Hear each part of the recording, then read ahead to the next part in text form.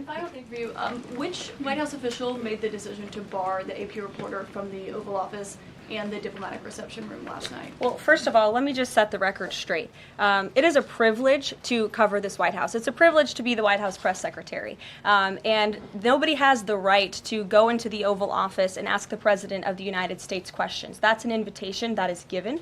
And there are hundreds of outlets on this campus, many of you in this room who don't have the privilege of being part of that pool every single day and getting to ask the President questions. We reserve the right to decide who gets to go into the Oval Office, and you all have credentials to be here, including the Associated Press, who is in this briefing room today. But isn't it retaliatory in nature is the argument, because the reason that the AP was barred, which they said was because they're not using the phrase Gulf of America, they're using Gulf of Mexico in line with their standards.